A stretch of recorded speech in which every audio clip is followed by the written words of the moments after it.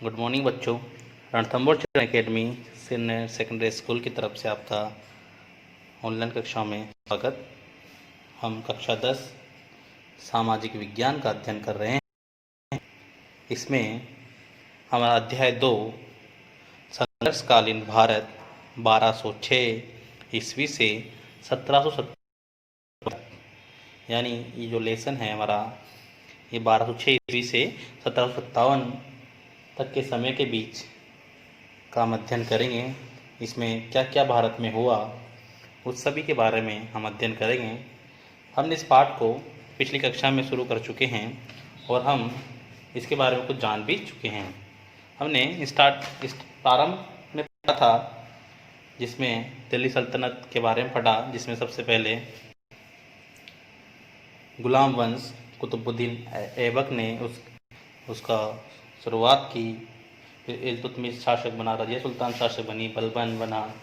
फिर इसके बाद एक नया वंश उदय हुआ जो खिलजी वंश, अलाउद्दीन खिलजी इसका प्रमुख शासक बना। फिर इसके बाद तुगलक शासन के बारे में मैंने पढ़ा।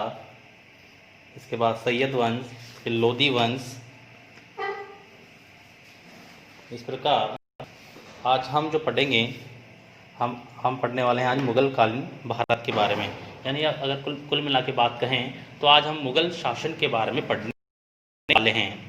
हमने पिछली वाली कक्षा में लोदी वंश पर समाप्त किया था और ये जाना था कि इब्राहिम लोदी जो लोदी वंश का अंतिम शासक था उसको हराकर ही बाबर ने भारत में मुगल वंश की स्थापना की। तो बाबर ने मुगल वंश की स्थापना पानीपत के प्रथम युद्ध में, याद रखें आप, पानीपत के प्रथम युद्ध में इब्राहिम लोदी किसको हराया? इब्राहिम लोदी। सन आपको याद आना चाहिए 1526 कि 1526 में, तो ये स्टार्टिंग हमने लिख रखा है 1526 में ही मुगल वंश की स्थापना हुई है। ठीक है, इसमें लिख देता हूँ एक बार, 1526 में इब्राहिम लोदी को हराकर की। याद रखें आप इसको कि बाबर ने मुगल वंश की स्थापना, इब्राहिम लोदी अंतिम लोदी वंश का शासक था ये, इसको हराकर प्रथम युद्ध में एक नए वंश की स्थापना की जिसको हम जानते हैं मुगल वंश या मुगल वंश के नाम से। इसका शासनकाल 1526 से, मुगल वंश का कह रहा हूँ मैं, 1526 से 1858 ईस्वी तक चलता रहा। जब हमारा 1858 में हमारा प्रथम स्वाधीनता संग्राम हुआ था आपको पता होना चाहिए। 1858 तक चलता रहा। जो अंतिम मुगल बादशाह था बहादुर शाह जफर, उसकी मृत्यु के बाद हम मानते हैं कि मुगल वंश पूर्णतः समाप्त हो गया। आज हम पढ़ने वाले हैं मुगल वंश के बारे में। देखिए, सबसे पहले हम बाबर के बारे में पढ़ेंगे। तो बाबर ने ही मुगल वंश 1526 ईस्वी में इब्राहिम लोदी को हराकर। यह एक तुर्क मुसलमान था और तैमूर का वंशज था। जो हमने पहले तैमूर वंश के बारे में पढ़ा था, जो भारत से जातियां आई थी भारत के अंदर, प्रथम लेशन पहले पाठ में हमने पढ़ा था, यही उसके ही वंश से ये ताल्लुक रखता था। इसकी माँ चंगेज खां की भी वंशज थी। जहीरुद्दीन मोहम्मद बाबर प्रारंभिक पिता की मृत्यु के बाद फरगना की गद्दी पर बादशाह की उपाधि के साथ बैठा। बादशाह की ग्रहण करने पहला तैमूर वंशीय शासक था। याद रखें आप इस चीज को। आगरा से 40 किलोमीटर खानवा एक जगह है, राणा सांगा के बीच 1527 ईस्वी में एक युद्ध हुआ। 1527 युद्ध हुआ जिसे हम खानवा के युद्ध के नाम से जानते हैं। याद रखें आप, खानवा का युद्ध 1527 ईस्वी में कहाँ पर हुआ? खानवा में। ठीक है, ये पूछ लिया जाता है कि बार आपकी कंपटीशन एग्जाम में, तो याद रखें इसको। 1527 ईस्वी में खानवा का युद्ध हुआ बाबर और राणा सांगा के। बाबर ने यह युद्ध तुलगुमा पद्धति से लड़ा एवं जिहाद का नारा दिया। विजयी होने के बाद बाबर ने गाजी की उपाधि धारण की। 1528 ईस्वी में बाबर ने चंदेरी के मैदिनी राय को परास्त किया। 1529 ईस्वी में घाघरा का युद्ध हुआ। याद रखें कि घाघरा का युद्ध जो अफगानों व बाबर की सेना के बीच हुआ युद्ध हुआ और उसको परास्त किया। बाबर की मृत्यु 26 दिसंबर 1530 को, याद रखें आप इसको, 26 दिसंबर 1530 को बाबर की मृत्यु हुई और इसके बाद इसका बेटा पुत्र शासक बना। इसी यमुना के किनारे आगरा में रामबाग में दफनाया गया और बाद में इसकी इच्छा अनुसार इसे काबुल जो अफगानिस्तान की राजधानी है वर्तमान में, वहाँ पर जाकर दफनाया गया। बाबर ने अपनी दिनचर्या की पुस्तक तुर्की भाषा में लिखी थी, यानी अपने इसने आत्मकथा अगर हम कह सकें तो तुर्की भाषा में लिखी है, तुर्की भाषा, जिसका नाम बाबर नामा एवं तुजुके बाबरी है। अब्दुल रहीम खान खाना ने इसका अनुवाद फारसी भाषा में भी किया है। देखिए, हुमायूं की मृत्यु के बाद, बाबर की मृत्यु के बाद हुमायूं शासक बना।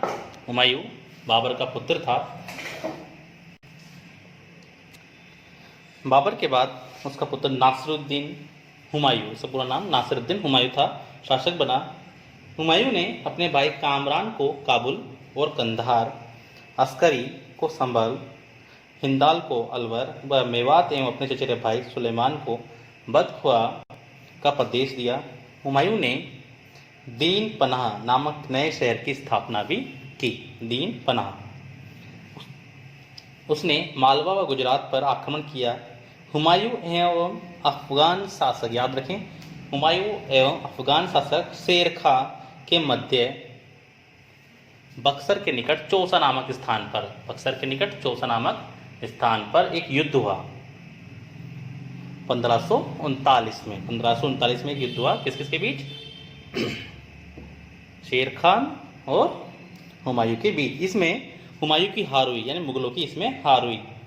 चौसा की जीत के बाद शेर खान ने एक शेरशाह की उपाधि धारण की और अपने नाम के सिक्के भी चलवाए। शेरशाह का वास्तविक नाम फरीद खां था। 1540 ईस्वी में कन्नौज या बीलग्राम का युद्ध शेरशाह एवं हुमायूं के मध्य हुआ। हुमायूं हार कर भाग गया और दिल्ली की सल्तनत शेरशाह के हाथों में आ गई। आप जानते हैं जिस प्रकार वर्तमान में भी पूरे भारत का जो घटनाक्रम होता है वो दिल्ली से ही होता है, पूरी भारत की सरकार दिल्ली से चलती है, तो उस समय भी पूरे भारत का शासन दिल्ली से ही चलता था। तो दिल्ली पर अधिकार का मतलब है भारतवर्ष पर पूरा अधिकार। तो दिल्ली पर इसका अधिकार होगा शेरशाह सूरी का, पूरा नाम शेरशाह सूरी था इसका, शेर खान का। निर्वासित जीवन में ही उसने भटकल के पास शेख अली अख्तर की लड़की हमीदा से शादी की, जो आगे चलकर अकबर की मां बनी, यानी हुमायूं का बेटा अकबर बना। धीरे धीरे हुमायूं ने कंधार व काबुल को जीता। हिंदुस्तान को पुनः जीतने के प्रयास में 1555 ईस्वी में उसने लाहौर पर कब्जा कर लिया। उसने नसीब खां एवं तातार खां के नेतृत्व वाली अफगान सेना को मच्छीवाड़ा के युद्ध में हराकर पंजाब पर अधिकार किया। जून 1555 ईस्वी में सरहिंद के निकट उसने अफगानों को फिर परास्त किया। अफगानों का नेतृत्व सिकंदर सूर एवं मुगलों का नेतृत्व बैराम खान ने किया।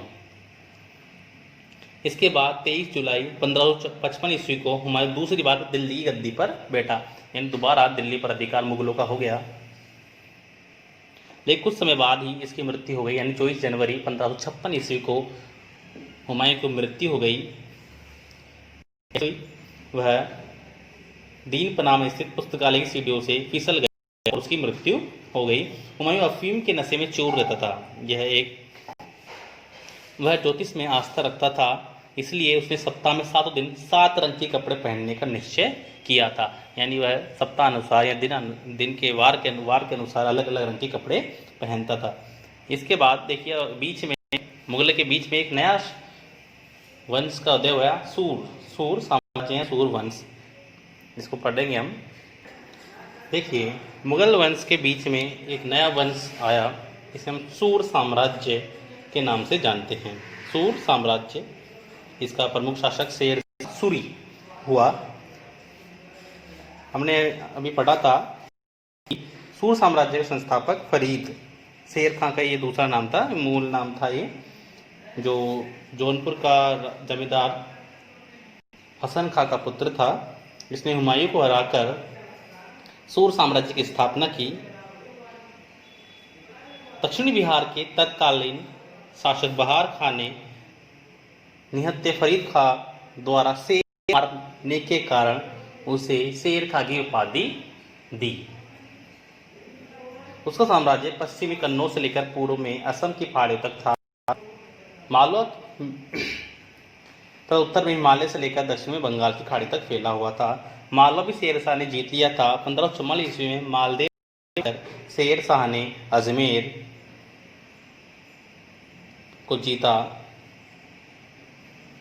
शेर शाह ने मालदेव से युद्ध बड़ी मुश्किल से जीता था, जबकि जेता कुंपा ने वीरतापूर्वक संघर्ष किया।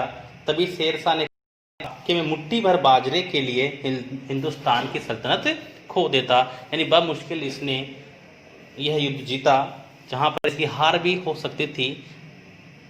तो इसने कहा कि मैं मुट्ठी भर बाजरे के लिए, एक छोटी सी सल्तनत के लिए, एक छोटी सी राज्य के लिए, छोटे से राज्य के टुकड़े के लिए मैं अपनी पूरी दिल्ली की सल्तनत खो देता, क्योंकि इसके वहां मृत्यु भी हो सकती थी। मेवाड़ पर इसका सांकेतिक अधिकार ही हो पाया था। 1544 ईस्वी में कालिंजर के युद्ध के दौरान बारूद में विस्फोट होने की से शेर खां की मृत्यु हो गई। 1544 ईस्वी में इसकी मृत्यु हो गई। शेर खां के बाद इस्लाम शाह ने 1553 ईस्वी तक शासन किया, लेकिन बाद में अयोग्य उत्तराधिकारियों यानी बेकार उत्तराधिकारियों के से आपसी संघर्ष से सूर साम्राज्य का पतन हो गया। यानी आपस में लड़ झगड़कर सूर साम्राज्य समाप्त हो गया। शेर शाह के सुधार एवं निर्माण प्रसिद्ध माने जाते हैं। शेर खां ने सड़क निर्माण में बहुत अच्छा कार्य किया है। उसने भूमि नाप एवं लगान को व्यवस्थित कर गल्ला बख्शी या बंटाई, नष्क, मुक्ताई या कनकूर नकदी या जब्ती प्रणाली प्रचलित की। उसने 4 बड़ी सड़कों का निर्माण भी करवाया, जिसमें सबसे बड़ी जो सड़क थी वह बंगाल के सोनार गांव से पेशावर वर्तमान पाकिस्तान में है तक थी। देखिए, इसका वर्तमान में अस्तित्व माना जाता है और यह वर्तमान में ग्रैंड ट्रंक रोड के नाम से जानी जाती है। ये पेशावर तक तो नहीं है, अगर हम भारत की बात करें तो ये अमृतसर तक है वर्तमान में, यानी पश्चिम बंगाल से पंजाब के अमृतसर तक ये वर्तमान में ये सड़क है, जिसका नाम ग्रैंड ट्रंक रोड के नाम से जाने रहे हैं। ये भारत की सबसे लंबी सड़कों में से भी है। यह सड़क ग्रैंड ट्रंक रोड के नाम विख्यात है। मुद्रा ढलाई में सुधार करते हुए उसने तांबे का 380 ग्रेन का दाम तथा चांदी का 178 ग्रेन दाम का रुपया भी जारी किया। आपको पता होना चाहिए कि रुपया, जो भारतीय मुद्रा को जानते हैं हम रुपया के रूप में, सबसे पहले शेर शाह सूरी ने ही रुपया चलाया। शेर शाह सूरी सासाराम बिहार में एक झील के मध्य अपने मकबरे का निर्माण करवाया। यह हिंदू मकबरा डमरू की आकृति वाला दिखाई पड़ता है। इस पर हिंदू मंदिरों का प्रभाव देखने को मिलता है। देखिए, हुमायूं के बाद जो अगला मुगल शासक हुआ वह अकबर था, जो उसका पुत्र था। यह मुगल वंश का अगला शासक था। बीच में हमने सूर साम्राज्य के बारे में पढ़ा। देखिए, अकबर का जन्म अमरकोट वर्तमान पाकिस्तान में है, इस जगह के किले में 1542 ईस्वी में, याद रखें आप, 1542 ईस्वी में अकबर का जन्म हुआ, अमरकोट पाकिस्तान थी। और 13 वर्ष की आयु, मात्र 13 वर्ष की आयु में बैराम खां, जो उसका सेनापति था, मुगल सेना का सेनापति था, इसने 1536 ईस्वी में कलानूर के में ईंटों का सिंहासन बनाकर इसका राज्याभिषेक किया, यानी इसको मुगल शासक बनाया। बैरम खान को इसका संरक्षक बनाया गया। अफगान सेनापति हैमू एवं मुगल प्रतिनिधि बैरम खां के मध्य पानीपत की दूसरी लड़ाई, पानीपत का दूसरा युद्ध हुआ। अफगान सेनापति हैमू और बैरम खां, जो मुगल सेनापति था, बैरम खां के मध्य। गदर में तीर लग जाने से हैमू बेहोश हो गया और अफगानों की हार हुई। हैमू बिहार के अफगान मोहम्मद आदिल शाह का सुयोग्य हिंदू सेनापति था। वह 22 युद्धों में विजय प्राप्त कर चुका था। वह उसने राजा विक्रमजीत की उपाधि धारण की थी। अकबर ने 1519 ईस्वी में संगीत प्रेमी बाज बहादुर से मालवा चुनार का किला, गोड़वाना का किला जीता। उसने सुरजनहाड़ा से रणथंभौर का किला भी जीत लिया। राजा रामचंद्र ने कालिंजर का किला अकबर को सौंप दिया। 1570 ईस्वी में मारवाड़ एवं बीकानेर दोनों ने अपने किले अकबर को दे दिए तथा मुजफ्फर शाह से गुजरात एवं दाऊद खां से बंगाल का क्षेत्र भी अकबर ने छीन लिया। महाराणा प्रताप मेवाड़ का मानसिंह तथा आसफ खां के संयुक्त नेतृत्व में मुगल सेना के मध्य हल्दी घाटी का विश्व प्रसिद्ध युद्ध में याद रखना चाहिए, ये हमारे राजस्थान से संबंधित भी है। हल्दी घाटी का युद्ध महाराणा प्रताप के मध्य, महाराणा प्रताप और मुगल सेना के मध्य हुआ। जो इसका सेनापति था मान सिंह, उसके मध्य हुआ। इसमें मुगलों की हार हुई। 1576 में ये युद्ध लड़ा गया और इसमें किसकी हार हुई? मुगलों की हार हुई। प्रताप ने मुगलों की अधीनता स्वीकार नहीं की। मुगल सेना के लौटते ही प्रताप ने अपने क्षेत्र पर अधिकार पुनः कर लिया। वह सांतों को अपनी जागीरें प्रदान की। काबुल मिर्जा हकीम, कश्मीर यूसुफ, सिंध मिर्जा जानिबेग, उड़ीसा निसार खां, कंधार हुसैन मिर्जा खालिद अली खां पर अकबर की सेना ने निर्णायक जीत प्राप्त की। अकबर ने खानदेश का नाम धनदेश रखा। मुगल सेना ने चांद बीबी के प्रबल प्रतिरोध का सामना करते हुए 1600 ईस्वी में अहमदनगर पर विजय प्राप्त की। 1601 ईस्वी में असीरगढ़ पर भी मुगलों का अधिकार हो गया। यह अकबर की अंतिम विजय थी। 1564 ईस्वी में मालवा के गवर्नर अब्दुल्ला खां के नेतृत्व में उज़्बेकों के विद्रोह कर दिया। अकबर ने उज़्बेकों के दोनों विद्रोह को कुचल दिया। 1584 ईस्वी में गुजरात के विद्रोह को कुचलने के कारण अब्दुल रहीम को खान खाना की उपाधि दी गई। यूसुफ जहियों के हमले के समय राजा बीरबल एक नवरत्न की मृत्यु हो गई। अकबर स्वयं 1605 ईस्वी में एक लंबी बीमारी के बाद चल बसा, यानी 1605 ईस्वी में अकबर की मृत्यु हुई। उसे सिकंदरा के मकबरे में दफनाया गया। उसने मकबरे का बौद्ध निर्माण कला का प्रभाव देखने को मिलता है। अकबर ने गोवा से पुर्तगाली मिशनरियों को बुलवाया। उसने धर्मशास्त्रीय चर्चा करने के लिए फतेहपुर सीकरी में 1575 ईस्वी में इबादत बनवाया।